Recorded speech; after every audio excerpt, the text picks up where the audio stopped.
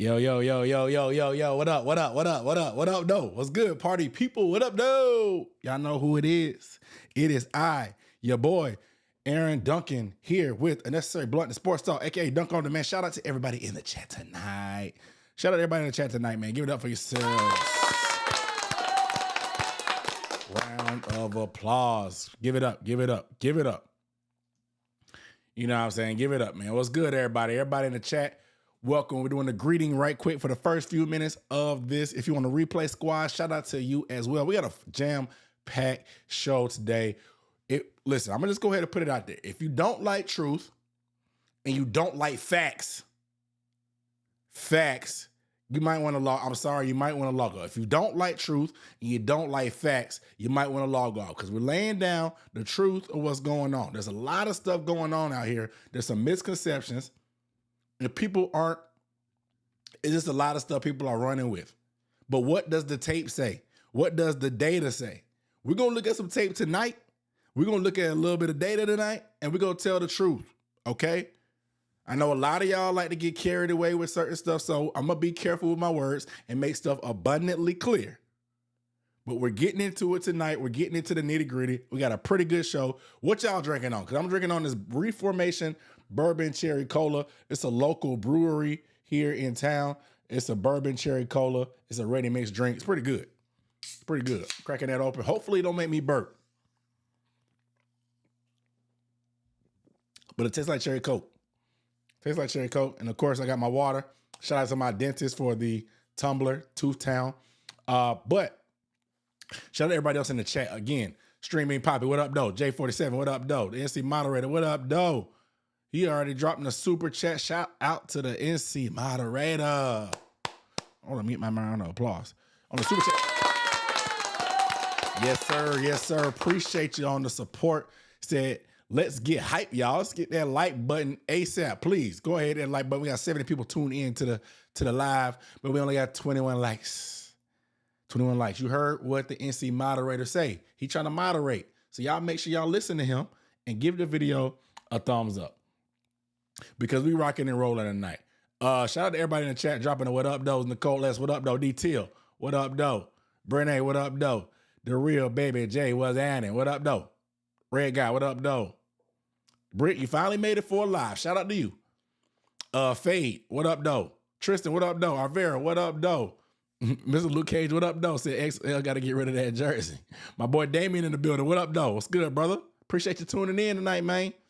So XL will come around. He has to keep the faith. We're going to tell the truth about XL tonight, man. It might hurt some feelings. It might hurt some feelings, but we're going to tell the truth about XL. We're going to look at some XL tape. And we're going to get, I got a stat that's going to blow your mind.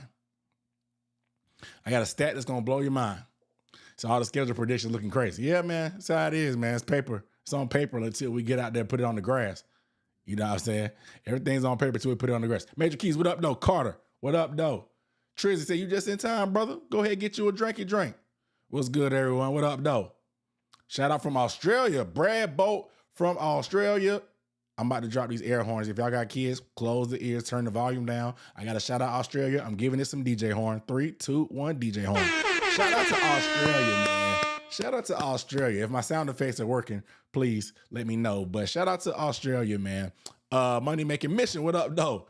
Yes, please hit that like button. You coming for Bryce or giving him some slack? We're going to find out. Arvera Robinson, what up, though? Since everybody said they on water. You on that summer Hummer. Vodka lemonade. Lay down the gauntlet dump. Brene, what up, though? Appreciate that. Said lay down the gauntlet. I got to talk about it, bro. Anthony Brown was good, brother. Charles Billy, what up, though? I got a lot to get around to. So all the formalities, they're gone. I'm going to start off with some news up top. I'm going to start out with some news from the top. First things first, man. We got black helmets coming for this game on Sunday. Black helmets have been announced by the Carolina Panthers. They dropped it on social media with the video picture, but you can also see the players at practice rocking that black helmet. Always love the black helmets. I personally feel like we have the best jerseys in the NFL. We just started using our best combinations last season, but it seems like they're bringing the black helmets out. If you look at the jersey schedule, it's going to be blue jerseys as well. The only question is, what color britches we going to be wearing with these black helmets and blue jerseys? Are we going blue on blue with the black lid? Are we going black, blue, black pants? What are we going to do? Because we haven't worn the black helmets since Germany, right? The Germany? Last time we wore it? I know we wore it against the Chiefs, but was the Chiefs before or after Germany? I don't know. But regardless, is we wearing the black helmets. We can't wear the black helmets unless we're going to show out. Last time we played the Falcons at home with the black helmets, remember that? That was 2023. 2023. It was a Thursday night game. Marcus Mariota. You know what I'm saying? Marcus Mariota playing quarterback, and we smoked them. We smoked them. What can we do? We going to do it again? Are we going to do it again? We play pretty well with the black helmets. We played the Chiefs very, very close. Could have easily won. Could have easily won. We had the black helmets with the black top and the black pants. Could have easily won, but we didn't. We didn't. However, we got the black helmets. They got to come about their business. You look good, you feel good, you play good, they pay good. We need a win. I'm all about the superstitions. I'm all about doing whatever it takes to get everybody hyped. We need a win. At home versus the Falcons, it's a must. It's a must. I don't care what y'all done been through. I don't care about the whining. I don't care about the complaining. I don't care if all your hopes is gone. This is the Falcons. I got people online conceding to the Falcons. Over there just drooling and begging and please take it easy on us. Take it light on us when y'all play us Sunday. Don't go too hard. Don't rub it in our faces. We're not going to be able to stop Bijan Robinson. Oh, my goodness. James Pierce Jr. and Jalen Walker. They got a defensive line now. Bro, get out of here. That negativity, we don't need you. All that soft stuff, we don't need you. I don't. As a fan, we don't need you. It don't make sense to me if you think we're going to lose. Why are you wasting your time? There's better things to do with 3.5, 4 hours of your time on a good Sunday when the weather is good in the fall than watch your team if you think they're going to lose, especially to their division rivals. Even if you don't think they're going to win, don't be online embarrassing yourself and talking about take it easy. Don't do that. That's embarrassing. Embarrassing. Have some shame. Have some shame. I don't care what we done did. I don't care what David Tepper done did the past few years. I don't care. I don't care. Even when we were at the worst, we were the worst team in the NFL. The year after we got Bryce, we were the worst team in the NFL. Guess who we beat? Guess who we beat? The Falcons. The Falcons. We beat them at home. We beat the Falcons. So what that mean? It don't matter if it's our worst day or our worst years. We found a way to beat the Falcons. And that's what it's about this week, man. That's what it's about this week. It's what I've been seeing has been embarrassing, man. I'm not gonna lie. I'm not gonna lie. And you ain't gotta believe, you ain't gotta have faith. But have some shame, have some pride. Glazing your division, come on, man. Come on. Come on, man. Make me sick to my stomach. What I've been seeing lately. Make me sick to my stomach what I've been seeing lately. I don't care if we 0-2, man. I don't care if we 0-2. That's just how I'm feeling. I think this is a good segue. I appreciate you guys tuning in. Give this video a thumbs up if you have not. I appreciate it. We got 100 people with eyes on this stream. Appreciate y'all. We got 37 likes. We need to get some of them up, please.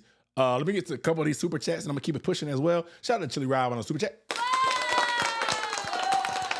Say, hey, Dunk.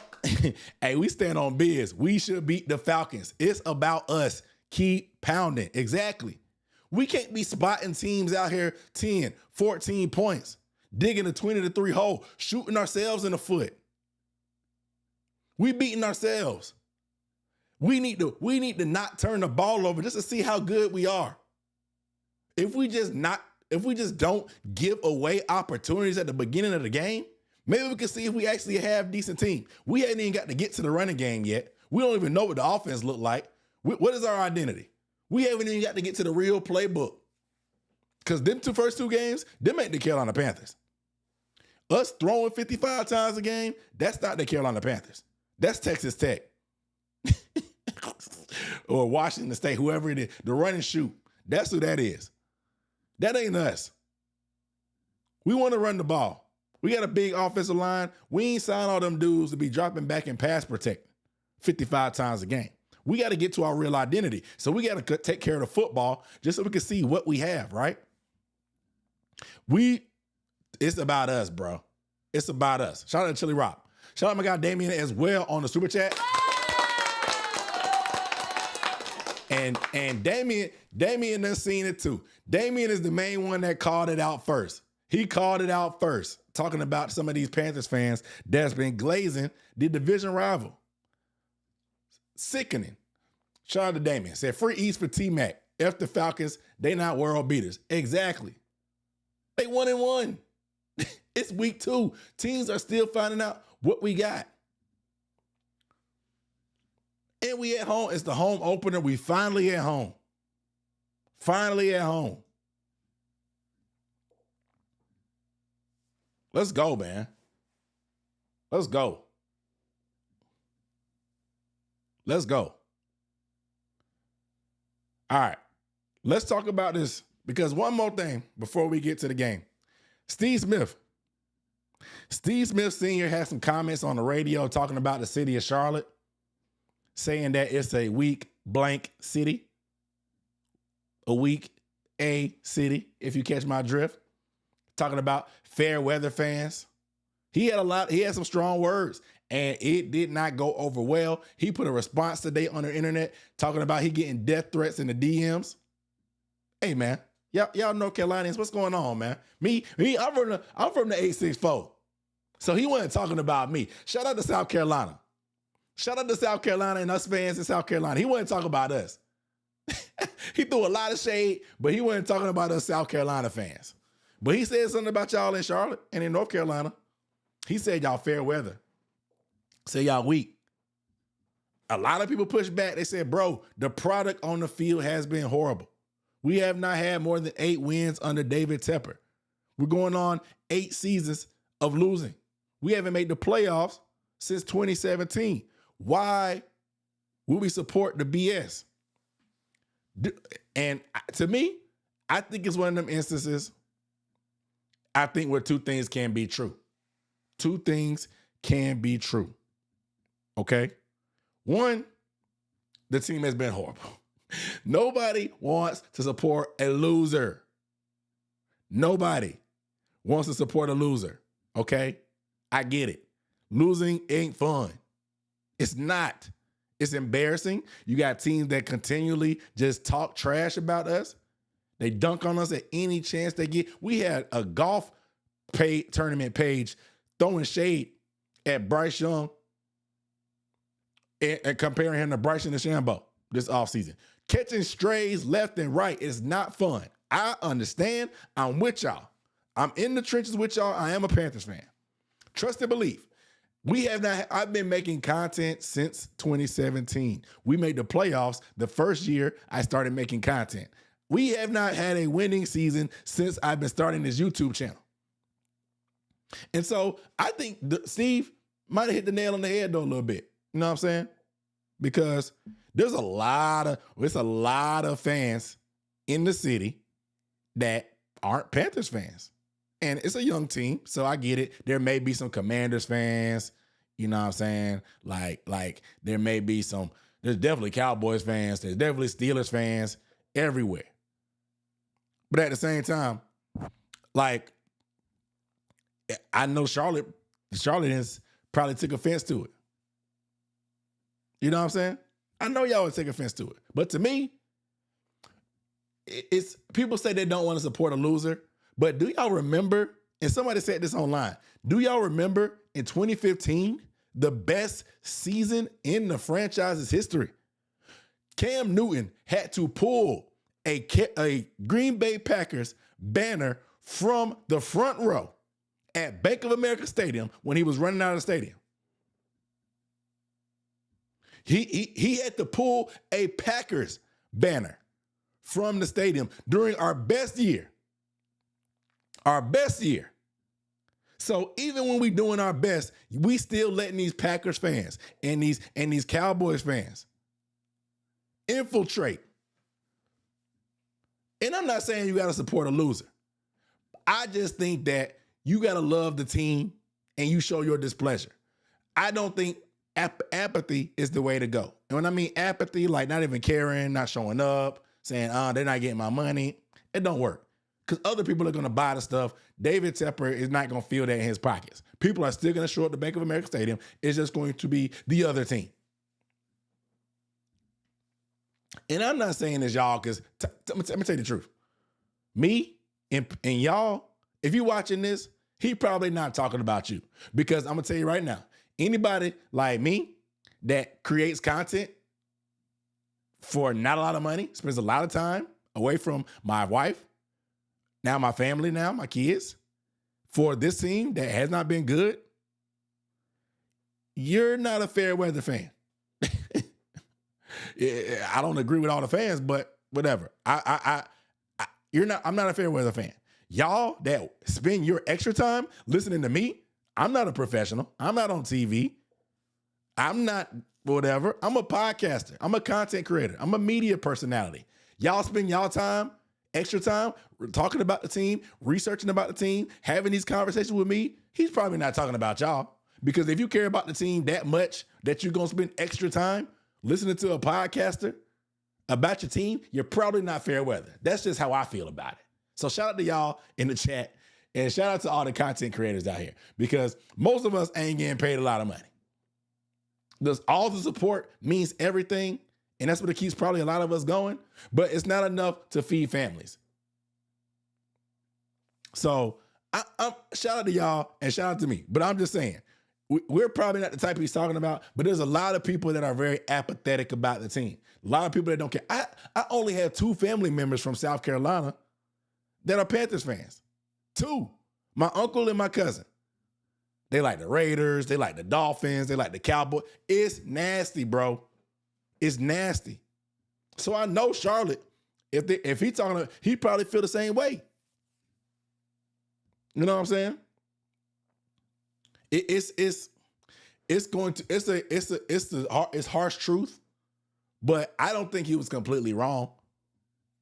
I think there's some soul searching that needs to be done. I think there needs to be some meeting in the middle between David Tepper. I also think that fans should show their displeasure. Paper bags, booing. Hell, shout out to Rashad, was about to do the March on Mint before things kind of went left. That's the type of energy that you need. You can be negative. You can show your displeasure by booing and stuff like that. Eagles fans, I hate Eagles fans. But they don't play that. They be on the news talking about the Eagles. They be throwing side shade comments. I remember, buddy, he had caught a baby from a burning building. He caught the baby out of a second story of a burning building. He took his time out of the interview on the news. He was like, yeah, I came up and made the catch. Unlike Nelson Aguilar, just throw a shade. The team is always on their mind. That's the juice that you need. Like when you have displeasure, let them know. Be vocal about it. Send a message out. And that's what I try to do with my platform when I can. But I don't think apathy and not caring and saying, oh, they're not good, so I'm not going to show up. When they're good, I'll show up. I don't think that's the way to go. Because even when we are good, people still let that stuff happen. You know what I'm saying? So that's just my thing. That's just my thing. You know? Exactly. Unlike Aguilar. So I just think, and my goal, and what I'm trying to shift to as well, I want to, and when the team also has to actually do a little bit to be proud of, I want to try to bring some pride back to the Carolinas, but also this team, man. Make it cool to be a Panthers fan. That's why I try to dress fresh, talk trash online, do what I got to do. I'm willing to write checks. I just need my team to cash it. I'm willing to lead the charge of trash talking. I don't care. Some people are scared. They're going to look crazy. I don't care about that. It's the internet.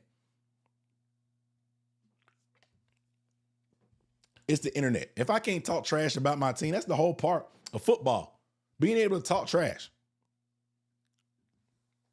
But I want to see us do something, man. I want to see us put it together. All right.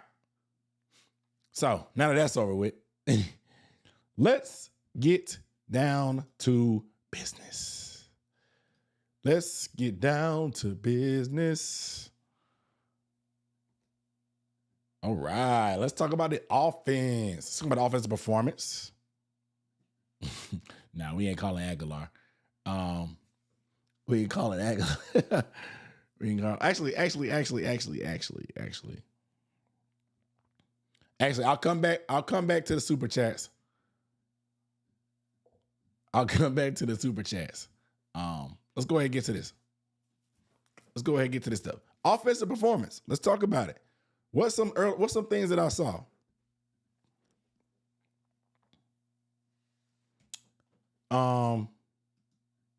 Early turnovers. The early turnovers, again, I said it a second ago, it just can't happen, man. You're not going to win many football games if you lose a turnover battle. But having them immediately turn the points early in the game, it's a recipe for disaster. Our defense ain't that good. Having turnovers turn directly into points is devastating for them because they already aren't good against the run. You know what I'm saying? And when a team has a lead, they're going to try to run the clock out. And so that influences them to want to run even more. And so you can't turn the ball over early. Like literally, we can't. We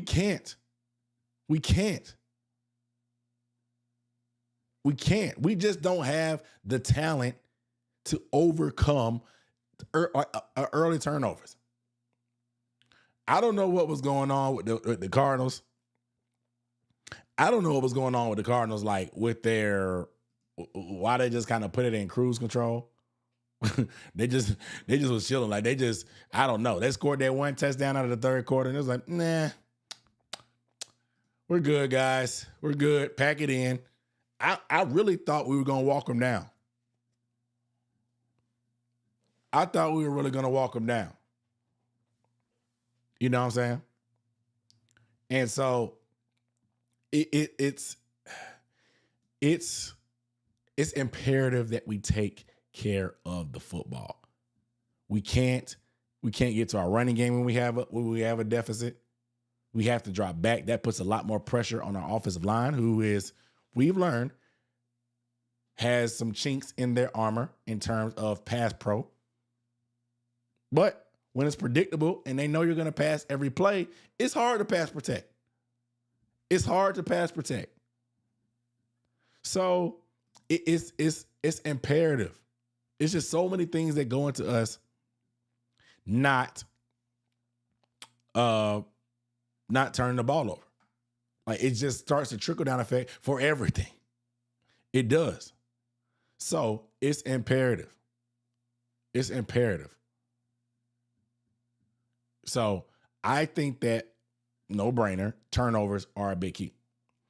Next up, offensive line struggles, bro. Like it's starting to be a little worrisome. I'm not gonna lie.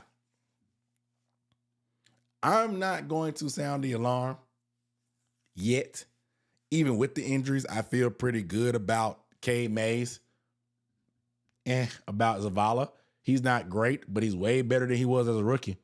That's for darn sure. We're talking about a guy who was the worst graded PFF lineman in history of PFF. I'm not lying. They said that. They said Chandler Zavala was the worst guard they've ever graded. Straight up. But he had an 80 grade in the last time we played the Falcons in week 18. And the strength of the Falcons is not their interior D-line. The strength is more so on their edges. They have a lot of depth. They have a good mix of vets and young guys. So I'm okay there. But what I'm not okay with is what happened Sunday. Insane amount of pressures. Ike Ekwonu, 8 pressures surrendered. Taylor Moton, 5. Chandler Zavala. 3.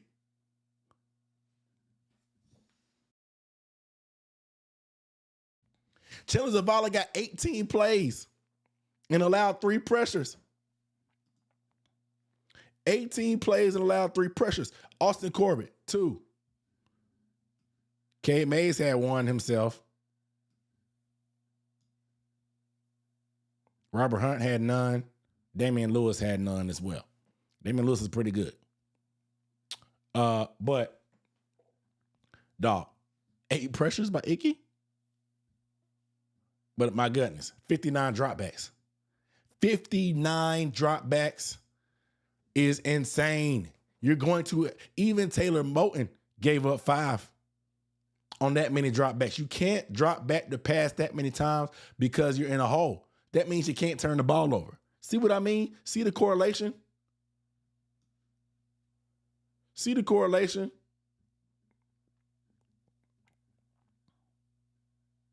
See the correlation? We can't be dropping back that much. We need to be able to go play action. We need to be able to move the pocket. But who's going to fall for play action when they know you're not running? Because you're down 24 points. You have to take care of the football. Everything goes back to turn the ball over. We can't do it. We absolutely can't do it. We can't. We can't. Insane. 8 pressures by Icky. 8 pressures. You know what I'm saying? Yeah. Taylor Moton, he's credited with that sack. I don't know when the last time, it's been a minute since he gave up a sack, but he gave up 1, Zavala gave up 1, and Corbett is credited with 1. The game ending sack was on Taylor Moton. Like I said, even our best offensive linemen, when you drop back the pass that many times, you give a lot more opportunity. These guys were tired. We were running hurry up for like 2 quarters straight. We're running hurry up. Guys are gassed. Having to pass protect, it's tough. It puts everybody in a vulnerable position. It puts everybody in a vulnerable position when you have to pass that many times. Right? It's way too methodical, man. Again, I talked about it last week, but like we were in hurry up, we still felt like we were stuck in mud. Like I know they were giving us a lot of the short stuff, so we had to nickel and dime them, but like it was bad. Last week I talked about we had those 2 second half drives that were 5 minutes apiece, and we got no points. No points. Just burned off 10 minutes of clock, which is 2/3 of a quarter, when we're losing, and got no points. No points from that. Even this week, same thing. Like Hunter Renfrow, but that was a 2-minute drive. The fourth quarter, we had a 5-minute drive. 5-minute drive. We had the final drive, 8 plays, 5 yards. And we used the whole clock. We used 1:29 to get 5 yards. Craziness. Absolutely craziness. We have to be more explosive. We have to be better with more chunk plays. T-Mac can't be the only person that gets explosive. And the thing is, it's not like we're running the ball. If one thing, if we were running the ball and being methodical and stuff like that. No, we're passing the ball and being methodical. We're passing the ball and being methodical. It was bad. Up front, and I talked about O-line struggles, it was struggling in the run game. Chuba Hubbard only had 38 yards. I'm going to tell you what happened. Calais Campbell dominated. Calais Campbell is about 6'12", 6'12", 290 pounds. He's huge, bro. He dominated. He dominated Moton. He dominated Corbett. He dominated Robert Hunt. He dominated in the run game. and the pass. They got that big dude up front. The rest of their linebackers are small. Their linebackers are small. They play 6 defensive backs, and we could not run the ball on them. They could not run the ball on them. Calais Campbell controlled that line of scrimmage. He controlled that line of scrimmage. He's a big guy. He's a big guy. And so it was just so tough to see, man, because if we can't run the ball, there's no balance. It's not good, man. But I just still think we're way too methodical to be passing that much. We shouldn't be that methodical. Yeah, he keeps the linebackers clean. DTL said it. Yeah, 18 years is nuts, bro. 18 years is nuts. But these drives, though, the first quarter, the drive that Bryce threw an interception, 7 plays, 27 yards, took 4.5 minutes. It took 4.5 minutes for us to get 27 yards on our second drive of the game. The drive, we got a field goal, 9 plays, 55 yards, 4 minutes and 22 seconds. 4 minutes and 22 seconds to get a field goal to go 55 yards. Second quarter, 7 plays, 31 yards, 4 minutes and 42 seconds of possession. You're shortening the game on yourself. Being that methodical, 31 yards. It took you 4 minutes and 42 seconds to get 31 yards. Insane. Insane. The first touchdown drive in the third quarter, I gave it to y'all wrong earlier. 14 plays, 76 yards, 7 minutes and 10 minutes of seconds of possession. You were losing. You were going hurry up. And it took you 7 minutes picking up the pace, knowing you had a shortened time span to come back. It took you 7 minutes. Too methodical. Too methodical. Then the fourth quarter touchdown drive, trying to make a comeback, 88 yards. It took 5 minutes. Just draining the clock on ourselves. Draining the clock on yourselves. Somebody said it. The more plays that you run, the more opportunities you get for mistakes. Somebody's going to blow an assignment up front. Icky might get a false start. Icky might blow a block. Bryce might get sacked and fumble. The more plays you run, you're giving yourself more opportunities to mess up. That's why these teams like to make you nickel and dime them to get all the way down the field. More opportunity for you to mess up. So they want you to nickel and dime.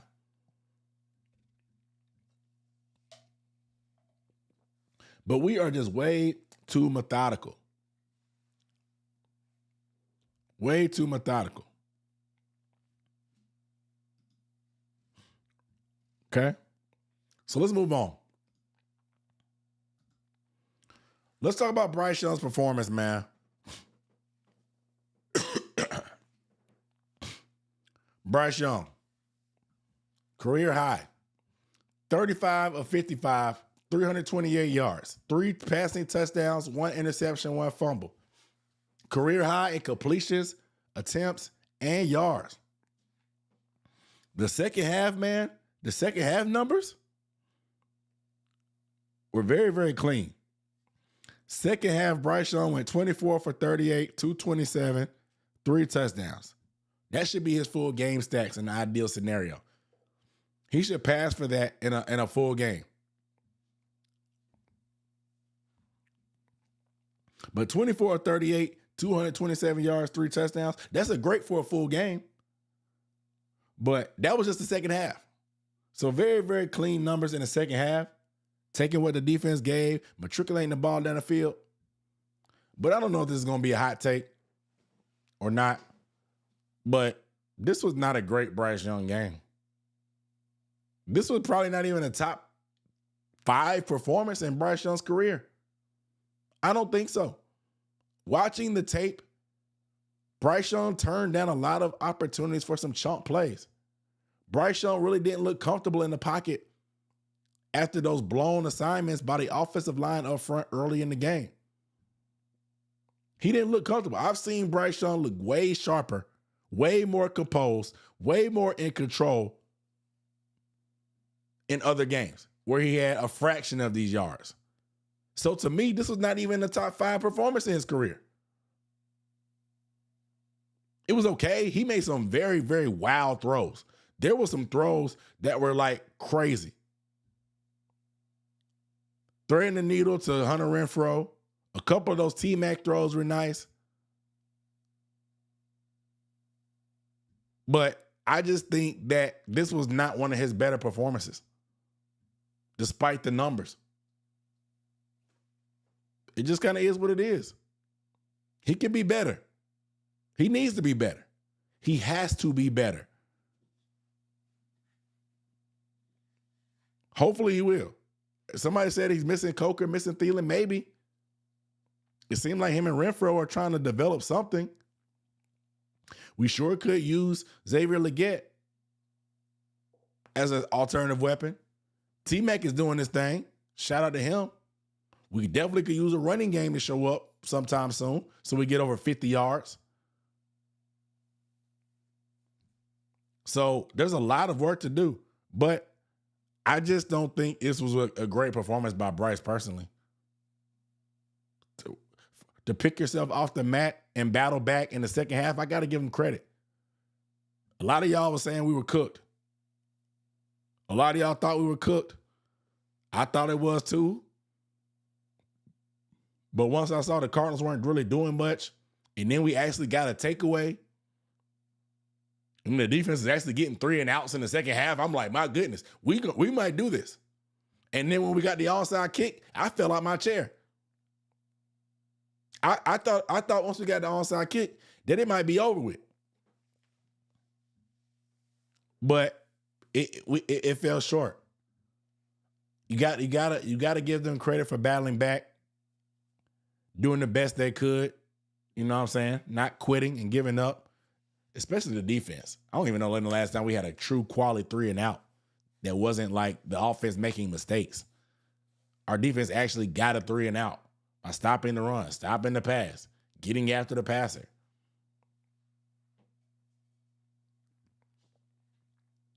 But shout out to Bryce for battling back. But again, I just don't think that this was one of his better games. That's just me. Yeah, man, it's crazy, right? We recover an onside kick. Nobody ever recovers onside kicks. Nobody ever recovers onside kicks. I can't even blame the football guys. They gave us everything we could want. We got an onside kick. We had 3 penalties that gave us automatic first downs. One of them was even on 4th down when we took a 28-yard sack. I mean, and these were all good calls. It's not like they were just making up flags. These were the correct calls, but stuff just was going our way, and we just did not take advantage.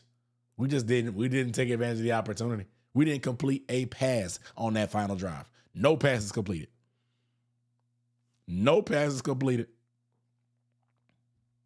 Crazy. Crazy. I thought we were due for a game, not just the onside kick. I thought we were due for a game like this. Just imagine what it would have done for the fan base, man. Imagine how we would be feeling right now coming off of the biggest comeback win in franchise history on the road, going to our home opener against our division rivals, wearing a black helmet. Reality can be often disappointing.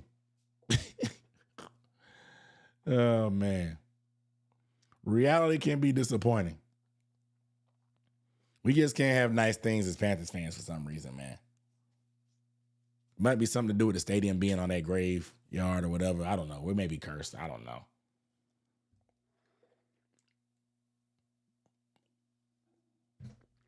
I don't know. Somebody asked about Bryson Tremaine. Bryson Tremaine plays wide receiver. He went to Stanford. He's a guy that Brad Isaac knew. He was on a practice squad with the Commanders last year. They brought him in earlier this offseason. He's had a great offseason. He's a big body guy. In the first game, they used him more like a little tight end, almost like a quasi Jatavian Sanders type of guy in blocking. And then this week, they just gonna get some receiver reps. We dropped back to pass so many times. We dropped back to pass so many times we had to get guys reps. Why do you think Xavier Legette has a sore hamstring? He ran so many darn routes. We had 85 plays. 85 plays, guys. 85. The normal number is around 63 or so for an average game. We ran 85 plays. Again, we were in hurry up for the better part of 30 minutes. Guys were gassed. Gassed. You know what I mean? It's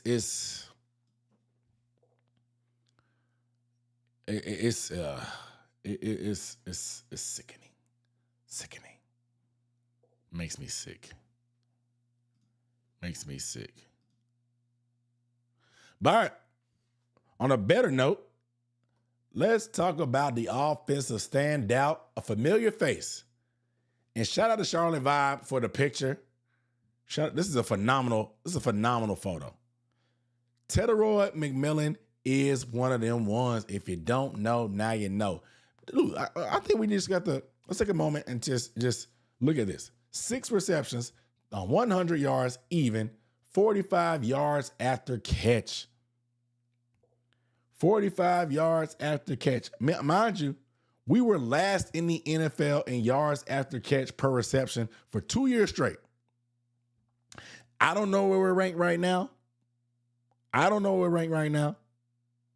going to lie. But T-Mac, he's averaging 7 yards after catch per reception.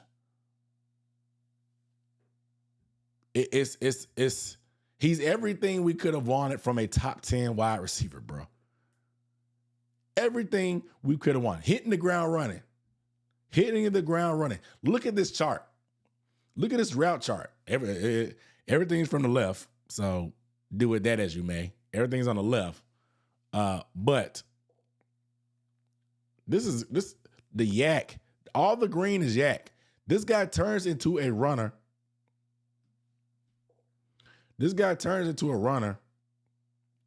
Very, very quickly. When you don't have to focus on bringing the ball in because you're such a natural pass catcher, you can turn into a runner immediately. And that's exactly what he does. Making guys miss, turning the jets on and getting the full speed with that long stride. It's so much fun having a guy like this on our team, man. We've never had a receiver like this. Never. And so we finally got a guy. We finally got a guy. We finally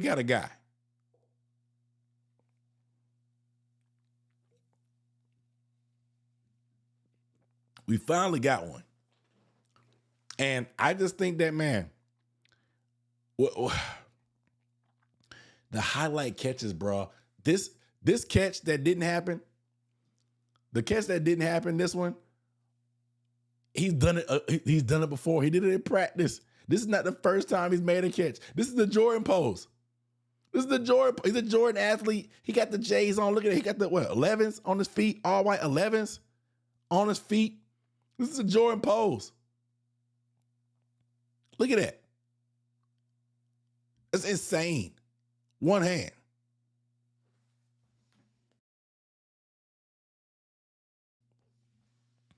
One-handed. We just haven't had one like this, bro. He's different. Yeah, and he trucked that guy too on the sideline. We just haven't had one. My T-Mac film breakdown is going up tomorrow.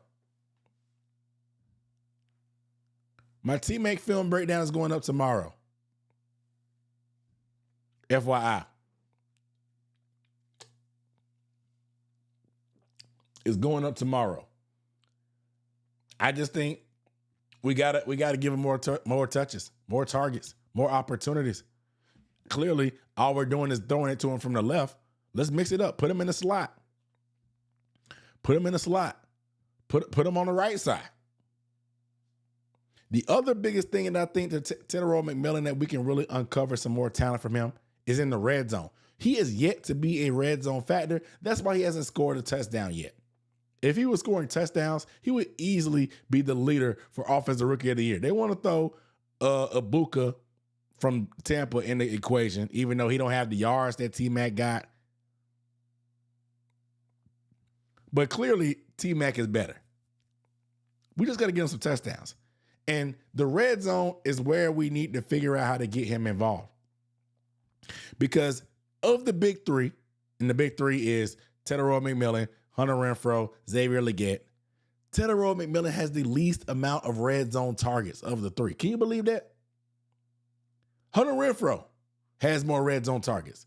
Xavier Legette has more red zone targets. Tetairoa McMillan only has 2 red zone targets. Why is that? Is it because Tetairoa gets way more attention? Potentially. But I still think you got to find a way. What do we get him for if we're not going to take advantage in the red zone? Get this man involved in the red zone. There's no way he should be third on the team in red zone targets. Get him up. Get him up. We got to get that up. That's the best way to maximize what we have in this guy. He's great between the 20s, but the red zone should be where he takes over. It should be. So let's go ahead and figure out how we can scheme something like that open. Let's figure it out. Right? Said poor coaching. I just think we gotta get him involved. We gotta get him involved. Let's get into some of these super chats really quick. Shout out to my guy, Mr. Luke Cage, on the super chat. Said, Dunk is the reason we've been losing since 2018. Just because I started making content back then, it's my fault. Again, when I started, we were in the playoffs. In 2017. When I started, we were in the playoffs. Just saying. I don't know what's going on now. It's Tepper's fault more than me. It ain't my fault. Look, man, it's been tough. Y'all know I love my team. I've been making content. We've been trash. And y'all know how often I be dropping. Only time I've taken a break is during the pandemic. The first 8 months of the pandemic, I didn't think nobody wanted to be on YouTube, but it was the complete opposite. Nobody had nothing to do but be on YouTube. Who knows where I'd be if I had been making content at that point. That's my biggest regret to this day, taking that time off during the pandemic. Y'all want, if anything, that was more time than ever for y'all to want to watch my channel. I just ain't know what to talk about. It is what it is, unfortunately. We shake back, but regardless, I'm not. You don't call me no fair weather fan. Don't call me no fair weather fan. It's hard making videos when we suck, and we've been sucking for years. We have, but it ain't my fault. It ain't my fault. Shout out to my guy Jarrell Mason on the super chat. See, I was at the game this past Sunday against the Cards, your first NFL game. Shout out to you, man, on the first game ever. That's always a dope experience, man. Always a dope experience. Funny enough, Panthers Falcons in 2014 was my first game when we won the division on the final game. Very, very great experience. It's clear that we still got a way to go. Bryce has to start fast. Yes, start fast. Don't turn it over. Even if we don't start fast, don't turn it over. Just don't. Don't give them anything. Don't spot them anything. We're not good enough to give anything away. We're not. You know, if you broke and poor, you're not in a position to be giving stuff away. Don't be giving stuff away. You got to help yourself first. Help yourself first.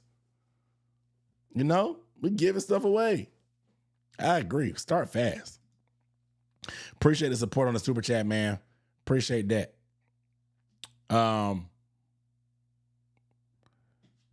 So let's get to the elephant in the room, guys. Let's get to the elephant in the room. Shout out to everybody that's tuning in right now. We got 154 people. Make sure y'all give a like to this video because we're getting down to the real. We're getting down to the real, man. We're getting down to the real. What is the biggest issue on offense? Xavier Legette. You see it. Xavier Legette, man. Xavier Legette, lack of production has been an issue. But let's look at the stats because everybody and their mama wanted to drag Xavier Legette for the 8 targets with -2 yards. No receiver has ever had negative yards with that many targets. Nobody. That's crazy. The lack of production is crazy. But look at this number. He has 15 total targets on the season. Only 6 of the targets are catchable. 6 catchable targets of the 15. And 2 of those were screens. He's caught 2 screens this year. So he only has 6 catchable targets. When they say catchable, as in like they're not high, they're not low, they're actually accurate. Yes, we know he didn't tap his feet against the Jags. That was a catchable one that he missed. So he's responsible partially. But to only have 6 catchable targets is insane. People are blaming him for the lack of production when the quarterback can't throw it to him correctly. Nobody wants to blame Bryce, and I don't want to put this stuff out there. This is not gonna come off as a bash Bryce thing because I know how y'all like to do. Y'all like to throw. Y'all like to completely throw everything. Y'all like one extreme to the other. There's no in between. There's no in between for y'all. You know what I'm saying? Y'all can't defend XL without bashing Bryce. And if somebody bashes Bryce trying to defend XL, y'all run out the other way.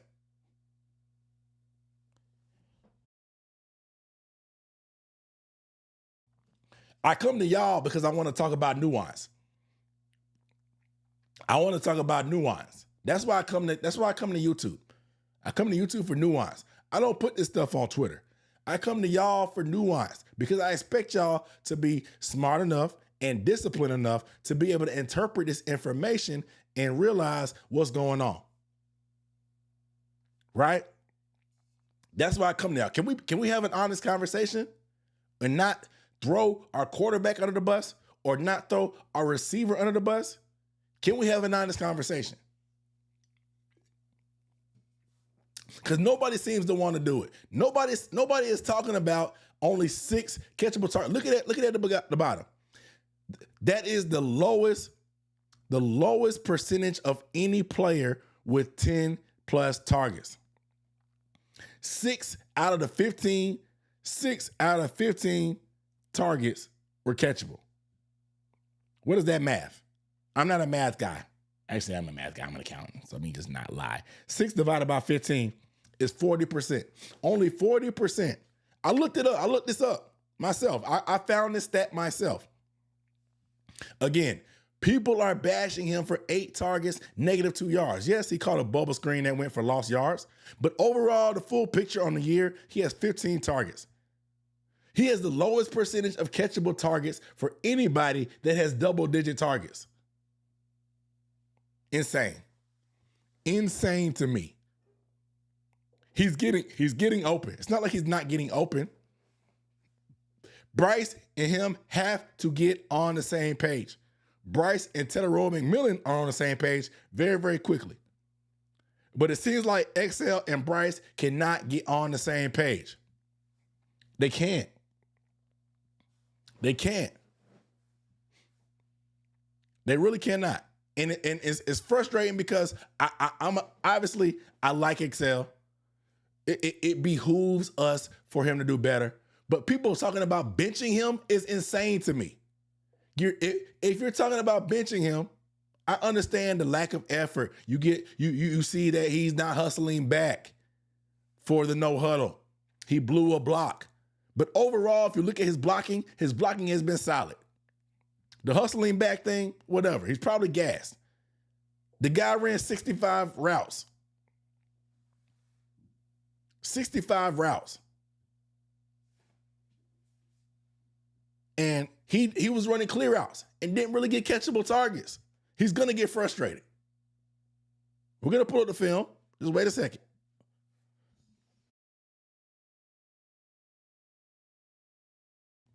I'm dying over here. Get some water.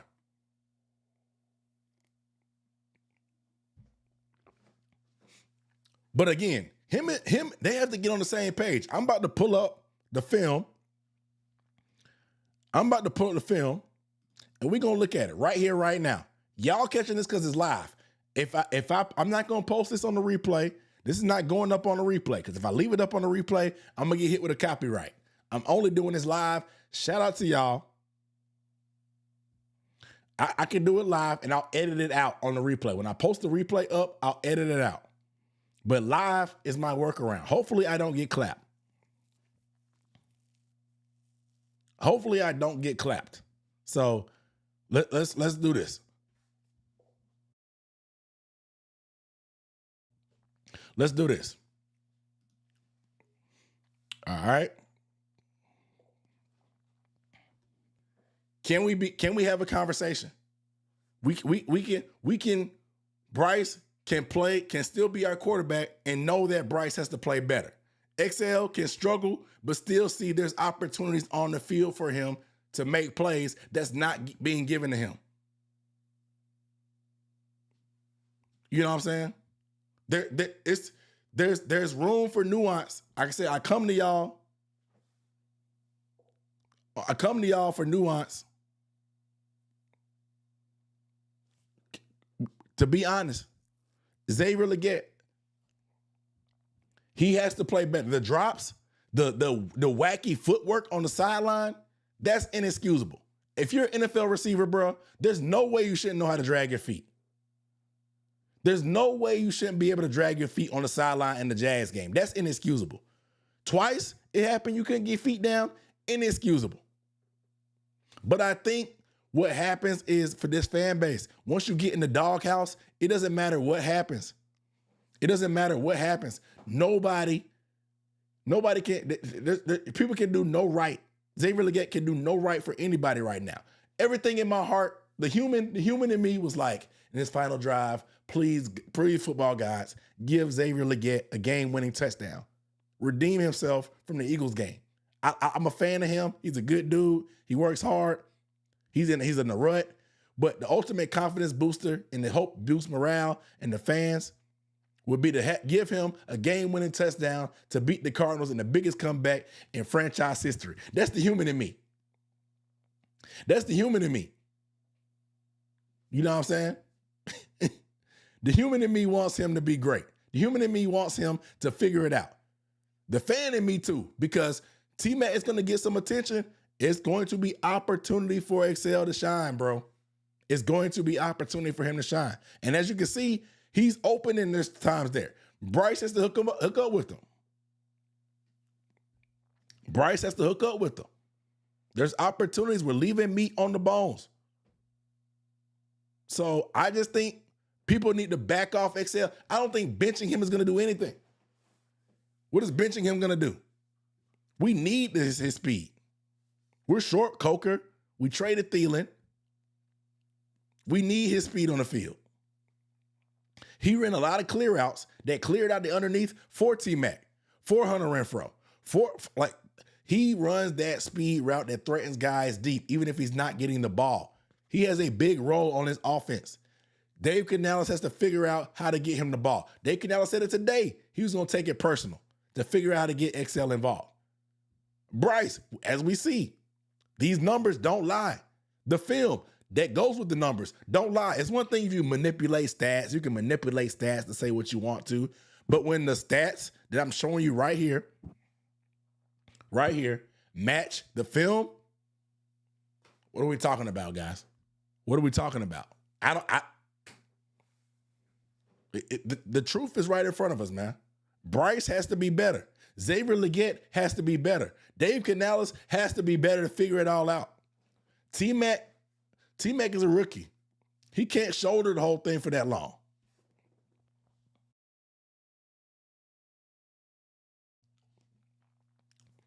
We have to. We have to figure it out. We have to figure it out. I'm sweating. The film breakdown got me sweating. You said it looked like he moving slow. I didn't think he was moving slow. Only one uncatchable when unnecessarily thrown his feet. I mean, he threw it too high in the red zone. I mean, again,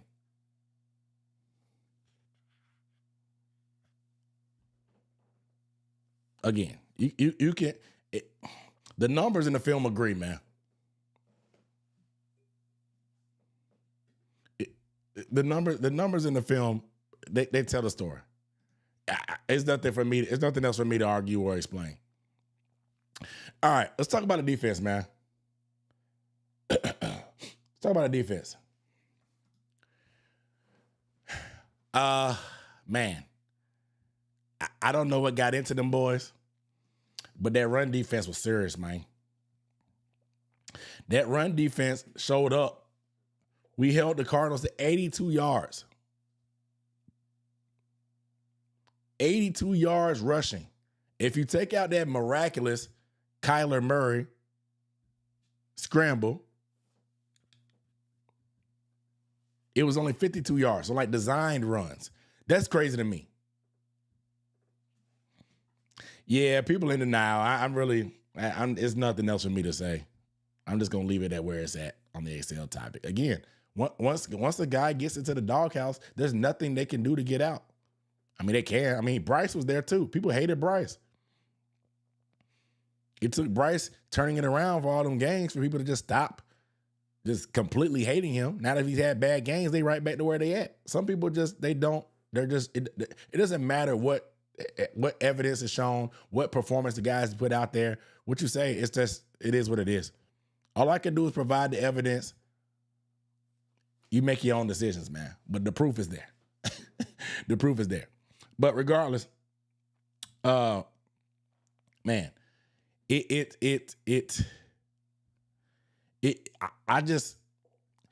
I've talked so much trash about the run defense that the fact that they corrected it with this is just like mind-boggling to me. And I'm not gonna lie to y'all. Watching tape, the Cardinals have a very like clunky and like run game. It doesn't look like they practice it well. They don't run the zone. They run block. They run power where they pull a lot of guards and a lot of gap scheme stuff. So like it's different than what we're normally used to in terms of like who we face, because most teams run the zone blocking, right? So like the Cardinals running that power stuff, it play right into our hands. We have a big defensive line with Ashawn Robinson and Derrick Brown. Pat Jones is pretty heavy as well on the edges. It played right into the type of like stuff we can play good against. You know? So to me, I thought I figured this was a chance. Remember last week I told y'all about Trevin Wallace specifically that against the zone, he's slow. I mean, I dropped that film breakdown, how slow he was to read and react. But when they were pulling guards and he could read those guys and see guards coming around the lead block, he was fast. And that's exactly what the Cardinals did more of. And so it made sense that we did better against them because that's what our linebackers can read and flow and make plays on. And it made sense because the Cardinals, they ran 14 gap runs and 3 zone runs. You know what I'm saying? So it made sense that a team that runs mostly gap scheme runs, we did well against. Falcons, they run zone. They don't really run any gap. They run zone left. It's zone, period. Period. So we're going to need to be able to set the edge. We're going to need Derrick Brown back to have a good game. He plays pretty solid against the Falcons most of the time. So I'm happy to have Derrick back, but we got to be able to set the edge. They got so many yards outside the tackles last year. Bijan Robinson has the speed. Algier is tough to tackle. But we have to be able to set the edges. Set the edges. Do not let them get outside. But if they do, Morik, he's been playing pretty good against the in run defense, tackling, especially on the perimeter. According to PFF, if you're into that, fourth highest grade run defender at safety. If you're into that. You know what I'm saying? So I think that it's going to be a big test. And I don't want to dismiss this performance because, again, they played into the Panthers' strengths, quote unquote, if you want to call that. We don't have anything strong on defense, but if there's anything we can stand up to, it's gap scheme runs. So the Cardinals played into that. The real test is going to be this Sunday at home against the Falcons. But I'm not going to throw it out because we've given up 200 yards for 7 straight games before that. So I don't want to take anything from them for this performance because I want to give credit. You know what I'm saying? I want to give credit where it's due, but I also want to provide context.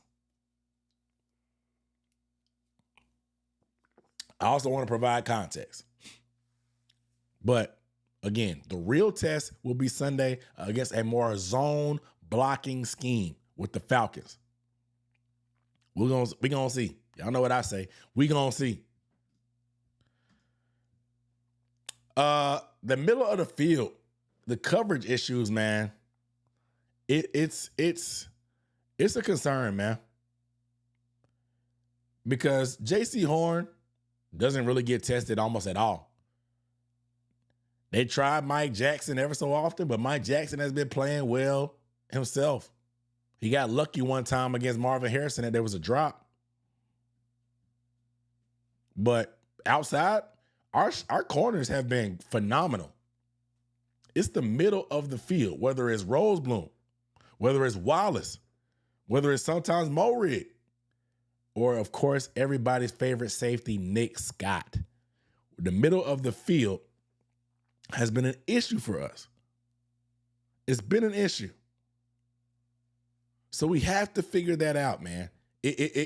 We're going to place a team that has Kyle Pitts that's going to try to attack the middle. Drake London goes into the slot. He attacks the middle as well from the slot. He don't go against J.C. Horn. We don't shadow. We should, but we don't shadow. And JC don't travel. But they're gonna try to hide Drake London away from J.C. Horn and put him on the inside. And know that we have weakness in the middle.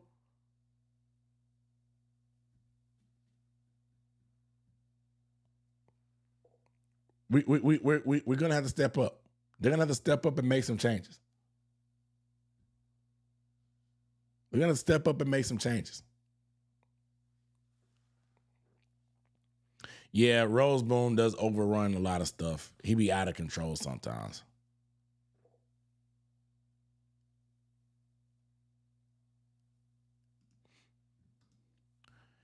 And the other thing that I noted is the rookies getting more playing time. All 3 of our defensive rookies, and even Cam Jackson, he got in the game. But Ransom, Princely, and Scorton all got extra playing time. Princely, Umami Yellen put on the crown, got his first sack. I'm dropping the memberships tomorrow, guys. I'm dropping the memberships tomorrow. I will be having a Princely Umami Yellen quick film breakdown as well. So I should do a Panthers franchise on Madden 26. I ain't got Madden, bro. I got a VR headset. I could be Bryce Young and play quarterback for the Panthers. I got a VR headset. I play Pro Era, or I can be T-Mac and play receiver on the VR on Twitch or YouTube, whatever. But I ain't got Madden. I ain't bought Madden since 2013, bro. I don't have time for video games, really. I make content now, unfortunately. Not unfortunately, but the downtime I have, I spend it on content. Granted, playing video games can be the content, but the downtime I have is making content. But I'm really, really happy the rookies finally got more playing time, and lo and behold, the defense looked better than the run defense. Wow. Princely got a sack. Wow. Wow. The young guys can actually contribute. If we keep guys fresh and rotate and mix things up, it can actually pay off. What position? On VR is quarterback. Pro era is quarterback and receiver now. But pro era is very, very realistic for VR, virtual reality.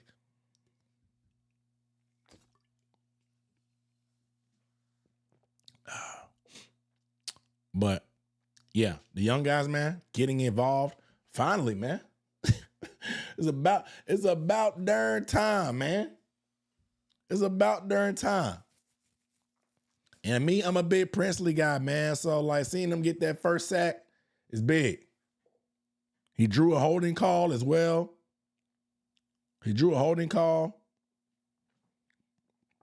That's always good as well. 10-yard penalty. He drew that. So that's good as well. But I think, man, the young guys being involved is a good thing. I want to see Ransom. Ransom is he pops pads. Ransom pops pads. You know what I'm saying? He pops pads. So I like that energy. I like the excitement he brings. I like the energy. He's a young guy that's hungry. He's a little small, but Nick Scott ain't big either. But I think the Ransom gets on the field when we get like in passing scenarios and third down and stuff. Because what we do is we take Trevin Wallace out, put Morig at linebacker with Rosebloom, and then we bring in a safety, which is Lathan Ransom. So it's Ransom, Scott at safety, linebacker is Morig and Rosebloom. Then we have 4D linemen, and of course our corners. You know what I'm saying? And then Sean Smith-Wade, right? So it's nickel, but it's dime.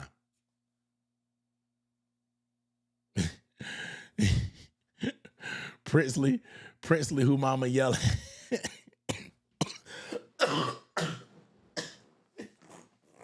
Hey, man. Who said that? Who said Princely, who's mama yelling? That's funny. That's funny. Princely, who mama yelling? That's funny. But that's a good way to pronounce it. Josh said I was wrong about picking the school Princely went to. He's looking solid so far. Yeah, man. Ole Miss, they had a loaded team last year, man. I don't know how they didn't make any noise. It's actually insane. Coaching job by Lane Kiffin. Like, crazy. Crazy that they didn't win more games in college. Yeah, that was crazy. All right, back to the slides. The biggest issue on defense, defending the tight end, which goes into what we talked about, the middle of the field coverage issues. The Panthers have surrendered the most yards to tight ends in the NFL thus far. 188 yards in 2 games surrendered to tight ends. Whether it's Brenton Strange, whether it's, what's the dude's name? Let me just stop because I tried to name off everybody's names and I only knew one. McBride, Trey McBride, and 84, whoever that got, nobody was. They ended up having a great day against us. The Panthers cannot cover tight ends. Again, the most yards surrendered to tight ends in the NFL so far through 2 weeks. It was an issue last year for them as well. We have to get better with the middle of the field. Morig's strong suit isn't man coverage, but he's ended up in scenarios where he's covering tight ends. There's scenarios where Rosebloom is covering tight ends. Hell, the big play they made came from Pat Jones in coverage, covering a tight end. Wow. Wow. Wow. Yes, McBride is a guy. Yes, Strange has crazy upside for the Jags. But I do not think that Pat Jones covering a tight end one-on-one is a recipe for success. I understand we run a lot of blitzes. I understand we drop You know what I'm saying? I understand we drop guys in the coverage as well sometimes. But him, one-on-one with a pass-catching tight end, not ideal. I bet not see none of our edge rushers lined up against Kyle Pitts. And I think Kyle Pitts is as flawed and as slaw as the next guy. One of the biggest draft busts we've ever seen of the past 10 years. But if you put an edge rusher on this man, he will go to work. I trust and believe if you leave Pat Jones on Kyle Pitts will actually go to work. So do not give them false hope. Do not put Pat Jones on another tight end. We got to get this fixed. It's the middle of the field. You're going to start seeing teams start game planning and picking on these guys when they try to take advantage of the tight end. You have to fix it. What does that mean? Do we try to put a nickel on these tight ends? Do we knock tight ends off their routes coming off the line of scrimmage? Do we have to mix up the coverages? Do something. Because to be honest, the defending the tight end in the middle of the field was really our only weakness this past Sunday. Yes, Kyler got his scrambles off, but Harrison, he only had a play, one big play. We got that one seam route, which is the middle of the field, but it was the tight ends that really put in all the work between McBride and this other guy. Said Kyle Pitts could be wide open every play. He's still only good for 2. Bro, I do not believe in Kyle Pitts whatsoever. FYI.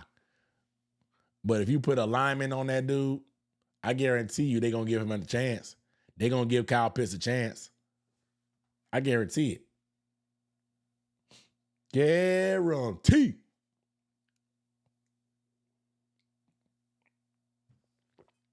I appreciate y'all bearing with me, man. I cannot shake these colds, man. Like,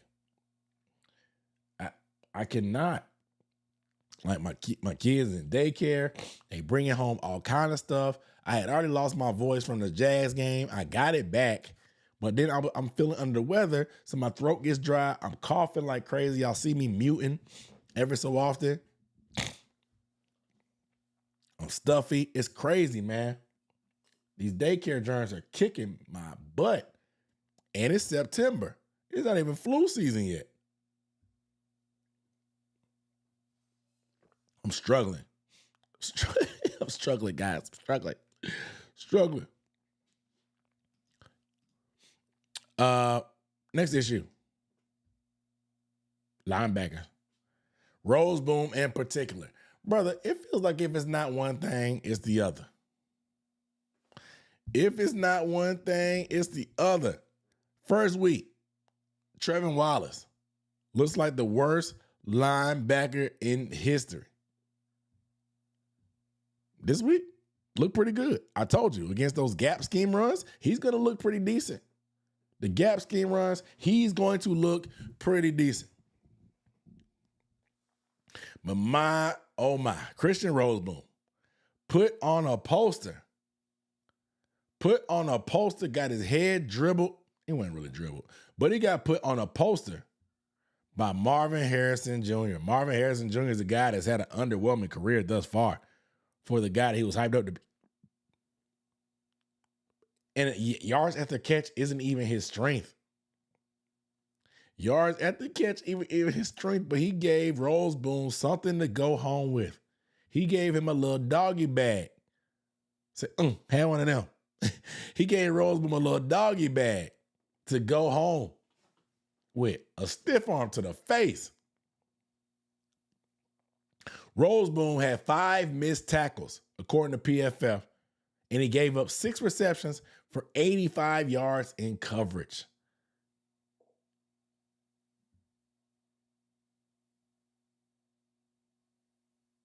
Get some sea moss. I'm going to go check out the sea moss, man. I'm going to go to Sprouts. There's a Sprouts closer to my house than Whole Foods.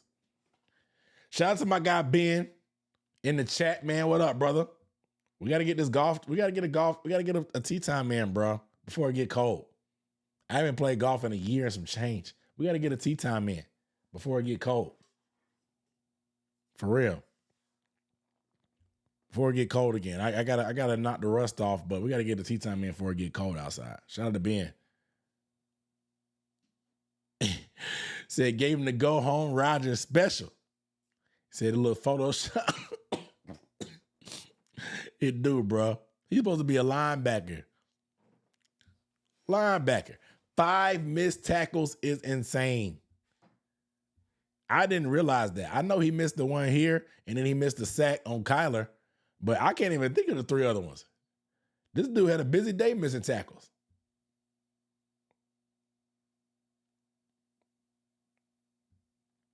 You know what I'm saying? He had a busy day missing tackles. October 3rd. What I got going on? I don't think I got nothing going on. We could do that. We could do the 3rd. We could do that. I ain't got nothing going on, I don't think. I think the 10th. I got something, but not the 3rd. Yeah, the 3rd will work, bro. I'll text you. Dude, yeah, man. 5 missed tackles, 6 receptions, 85 yards. That's nuts. That's nuts. That's bad, bro. I don't know. I think we have to elevate Chris Barnes. Chris Barnes has starting experience for the Packers. He has starting experience for the Packers. He had a solid preseason, in my opinion. Why they don't elevate him and why they have Bam Martin Scott over him, I don't know. Because Bam Martin Scott, he's for special teams, I know, but he's not going to see the field. He's worse in coverage than them. From what I saw in preseason, Chris Barnes is his least experienced. He played starting caliber football and played in the playoffs for the Packers. I think he's the only thing we can do. Unless you're going to go trade for Shaq Thompson. Everybody told me that Shaq was mid. Everybody said Shaq was mid. Shaq is old. He's washed up. He's injury prone. Shaq is making like $1 million to play for the Bills. And he's in a rotational guy. Shaq is not, there's no way y'all think Shaq is this bad. You're a hater if you think Shaq Thompson was this bad when healthy. And I understand he wasn't healthy. I get it. But he's healthy now. He has no season-ending injury now. He has some soft tissue stuff, but he's here now. Our linebacker room is garbage. Basura, if you speak Spanish. Basura.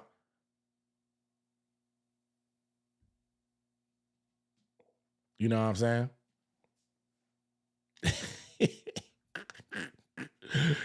Basura.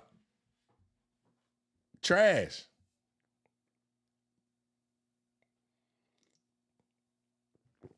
I think even the biggest Shaq haters got to admit that we should have kept bro around.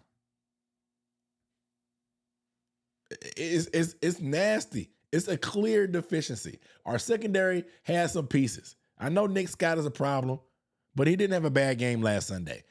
J.C. Horn is elite. Mike Jackson has been playing pretty good ball. Mo Rick has been doing this thing in the run defense.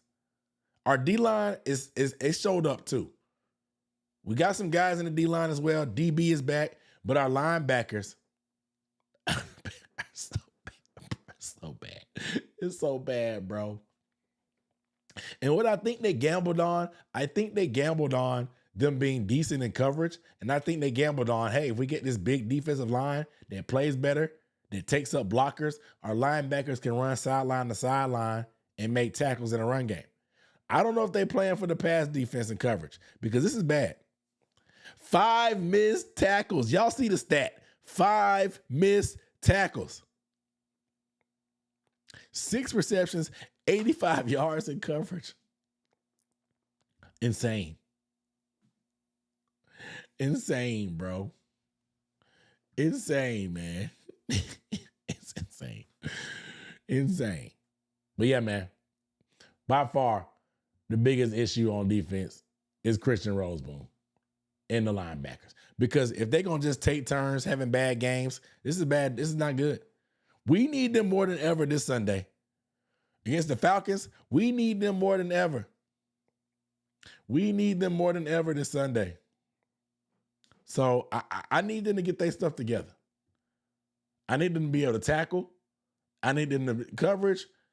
I'm hoping for the best. But I definitely need them to tackle. I don't think asking them to tackle is asking too much.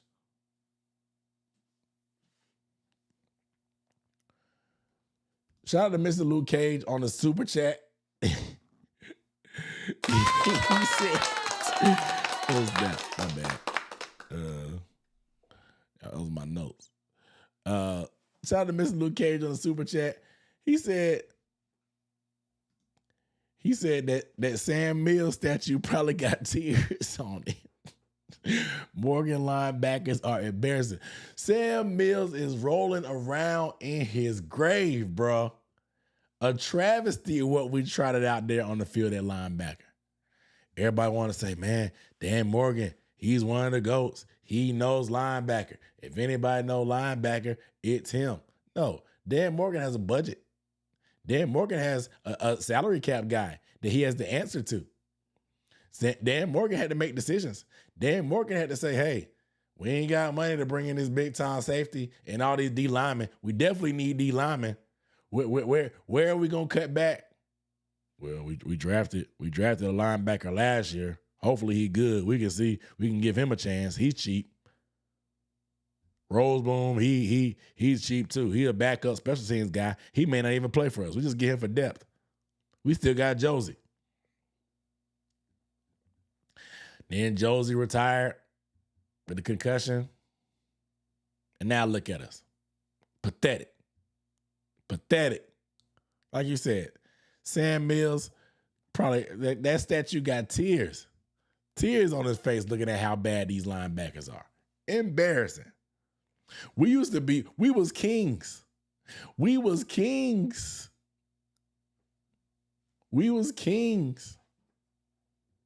People used to fear our linebackers. Now they feast on them. They used to fear them. Now they feast on them. This is let me off the ride. Let me off the ride. Cut the show. Cut the show off. The linebackers, bro. We picked the struggle. We picked the D-line over linebackers. You can't plug all your holes in one offseason. We picked the struggle, and the struggle is real. The struggle is real. Said Shaq was a glue guy.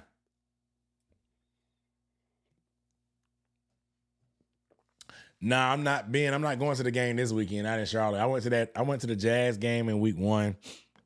So I'm not going this week, but I'm definitely going to the Atlanta game here. You know that. We can do that for sure. We can make it a group thing. Because wifey want to go this year. Wifey want to go this year now that the kids are growing up a little bit. So we got to do the group thing.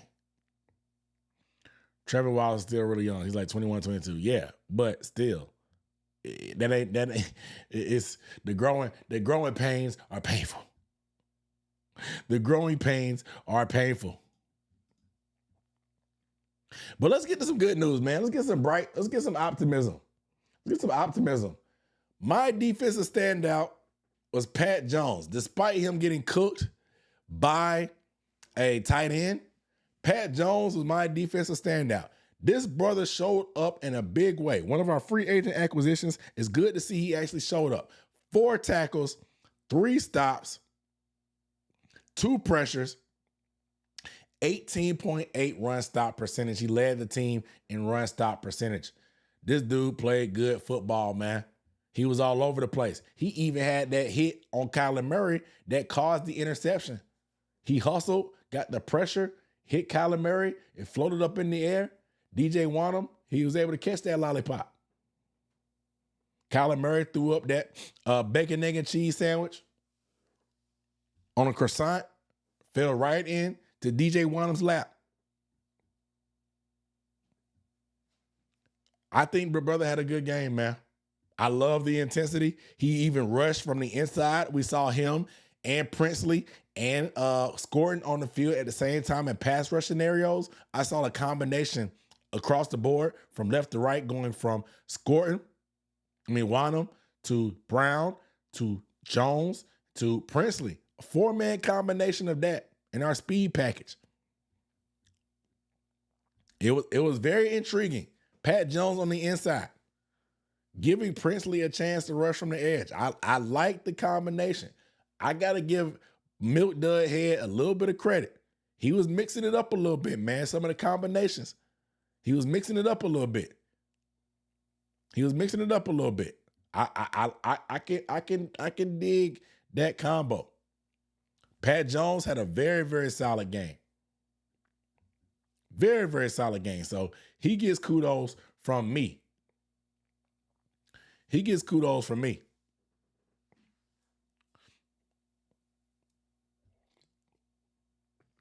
Next, defensive standout. Mama, there goes that man. He's back, people. Ladies and gentlemen, if you don't know, now you know. Derrick Brown is back. Derrick Brown had 3 tackles, 2 stops, 2 pressures, and then he drew a holding call, and then he had 2 pass breakups at the line of scrimmage. Derrick Brown is back, man. Again, channel members, I'm working on getting a film breakdown for Derrick Brown out. He's back. He looks like his old self. He looks healthy. They've reduced his snaps a little bit to keep him fresh. The quickness is still there off the line of scrimmage. The strength is always going to be there. He's not playing with a brace. Again, 2 pressures. He drew a holding call, and he's always been good at deflecting the ball at the line of scrimmage because he's 6'5", man. The dude is 6'5", 320. And you already know he's the most dominant run defender in the league. Hard to block. But he's back. He's back. And this is exactly the guy we're going to need going against the Falcons. Again, he owned Chris Lindstrom, one of the best guards in the league. Every time he faces Lindstrom, he owns him, bro, against the Falcons. He's too big for Lindstrom. So we didn't have Derrick Brown in either one of the Falcons matchups last year. So I think he's going to make a big difference. They're going to try to go at him. They got some unique blocking schemes where they use their tight end to block him and catch him off guard and blindside him. They're going to do some unique stuff. But I think Derrick Brown being back is going to be a big difference in this game Sunday against the Falcons. I think people are underselling what his impact could be to help us with the run game. We definitely have to stop to set the edges. I talked about it. The outside is going to be very, very important. But I think Derrick Brown being back is going to help us a lot. It's going to help us a lot. I'm so happy he's back. So happy he's back because we need him on the inside. Our D-line is actually a strength. If you're in the PFF, Derrick Brown's the highest graded defender, a 90 overall. 90 overall grade this past weekend. Filled it up. Filled the stat sheet up. What up, Doug? What's good, brother? What's good, bro? Yeah, I won't be at the game Sunday, fam. I won't be there Sunday. Not this go round. Unfortunately. I went to that first road game. So I gotta chill at the house for a little bit, man. I gotta be a family man. Family man for a couple weeks. Family man for a couple weeks. I'll be here though, yelling at my TV. Yelling at my TV. You know what I mean? Brother, this is brother. We it was hot, bro. It was hot at the Jazz game. It was so hot. It was so hot, bro. It was so crazy. I ain't gonna lie. The sun was brutal. I was sweating so bad, bro. I was sweating so bad, dog. It was insane. During the tailgate, I was out there getting cooked. I knew it was over with during the tailgate. I was drenched. I was going to tell my homeboy that's from Jacksonville, he was tailgating shirtless because he knew. He was like, bro, I will go through 2 shirts if I wear a shirt right now. I should have listened. I didn't. It was hot. I put on my sunscreen so I ain't get too much darker, but my, oh my. My, oh my. It was rough. It was rough, bro. It was rough. But yeah, it was definitely hot. It was definitely hot. Definitely hot. But man, I overall, I was happy with the D-line. Again, talk about Princely, talk about the rookies. I thought Bobby Brown had a good game as well. I thought Bobby Brown had a good game as well. He's been getting reps, obviously, with Turk out. And so it's been really good to see him step up with the more opportunities he gets in the run game. Very, very underrated guy. All he has to do, if once Bobby Brown starts finishing some of these plays, he's going to start, y'all are really going to notice him. I think people don't notice him because he's not finishing these plays, but he's getting penetration, and that's like disrupting the play for the offense, forcing running backs to get off track. Once he starts actually finishing some of these plays, people will start noticing him a little bit more. People will start noticing him a little bit more. You know what I'm saying? But look, man, we got a big game Sunday, Falcons game. Y'all keep the faith, brother. This is a rivalry game. Don't be giving them nothing. I don't want to hear y'all glazing the Falcons, gassing them up, talking about what they did against the Vikings with JJ McCarthy. If we don't turn the ball over, bro, we're gonna be all right. We're gonna be all right. Their best corner is injured. We got T-Mac doing his thing. First game at home, black helmets. The vibes should be immaculate. Y'all gotta hype me, get hype. Hype me up. Hype me up. Hype me up. Hype me up. Y'all know the trend. But all right, man. Let me get a ball here, man. It's 10:55. Another great show. Give it up for y'all selves for making it through episode 2 of After Further Review. We even had film breakdown. Shout out to y'all that caught it live. I'm probably going to edit it out because of the copyright. But shout out to everybody that tuned in live. Shout out to everybody that tuned in live to check it out, man. This is a good show. This is a good show, man. Good show. Appreciate all the engagement in the chat. Appreciate everybody.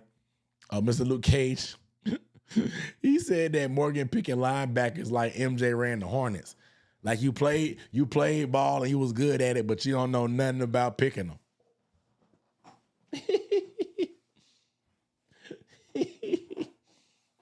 Hey, man, we need some linebackers, bro.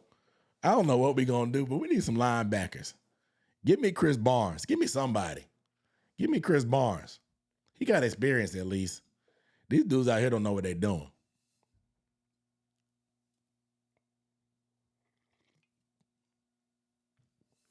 They don't know what they're doing. Shout out to Mr. Luke Cage on the Super Chat, though, man. But yeah, y'all, I appreciate y'all tuning in, man. The live stream was dope. Again, Replay Squad. If you didn't catch it live, let me know. I mean, I don't know what to tell you. Just show up live next week. We'll have some more clips and breakdown. I wanted to implement a live film breakdown for the first time, like me drawing on the telestrator. I didn't know it was gonna go that smooth. It went pretty smooth. So I'm gonna try to add more. It's probably gonna be my little thing. I'm gonna add it while the live stream, and I'm gonna edit it out post so I don't get hit with the copyright. That's probably gonna be my thing. I haven't got taken down. My stream hasn't got taken down yet. So just make sure I'll just make sure the replay don't as well. So shout out to everybody that tuned in live. I guess it gives more incentive for people to come and tune in live as well anyway. Right? So it is what it is, man. But love y'all. Sunday. I'm gonna try again. My T-Mac film breakdown. It ain't gonna be like a regular one. It's gonna be me at the board like Kenny Smith. I'm gonna be on the board. Like, you know how I did it before with when I did that Jalen Walker breakdown. It's gonna be like I did it before. So it's gonna be like that. But it's my T-Mac breakdown. I had a lot of fun with it. And that's coming out tomorrow. And then if you're a channel member, I'm gonna try to launch the memberships tomorrow. I'm putting more film breakdowns up there as well. So love y'all. All right. Let's get up out of here. Shout out to everybody in the chat. Make sure you guys give this video a thumbs up before you log off. If you're not subscribed, go ahead and do that thing. With all that being said, I'll see you next time. Peace.